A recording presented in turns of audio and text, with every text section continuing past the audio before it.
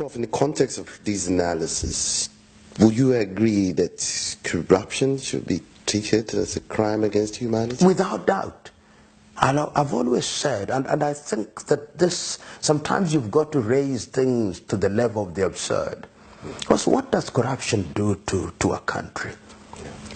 Look at the thieving ways of Mobutu Sese Seko in the Democratic Republic of Congo. Congo has never recovered from the thieving of Mobutu and his acolytes.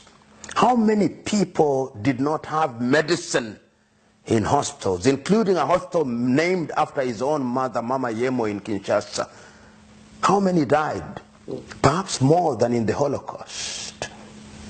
How many people have died in the Cameroons in the 30 years that Paul Biya has been the president through corruption, and all that money is tucked away in Paris in France? How many people die in our roads because of potholes, because some government official took away money that ought to have been used to make good roads?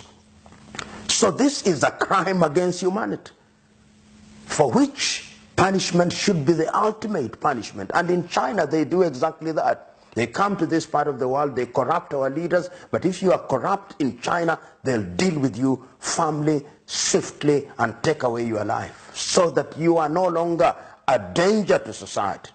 I believe that corruption should be a crime against humanity, because the impact of corruption in Africa in many areas, how many people are maimed because we imported polio vaccination that were not potent, so that somebody could buy a mansion in Florida or some other island in the United States of America or in the Caribbean. How many?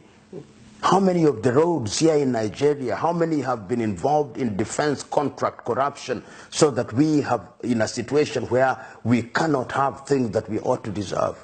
I mean, it has been more pernicious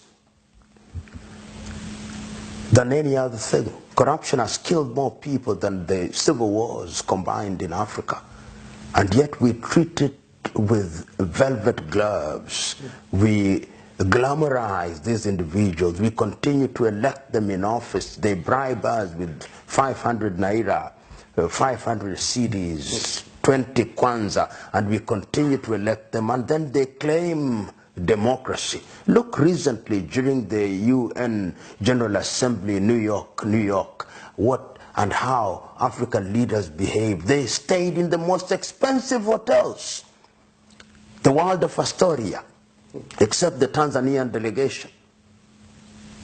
And yet, in their homes, people don't have potable water to drink. Yet, in their homes, there is no medicine in hospitals.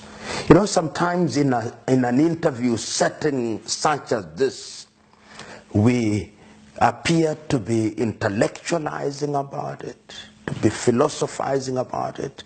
But if we walked out 2 kilometers away from here within Lagos, there are real things. There could be testimony of a woman who delivered on the roadside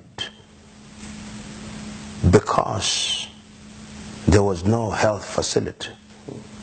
There are real issues in Africa, very real. Perhaps sometimes we should take these interviews there so that they are testimonies. Great.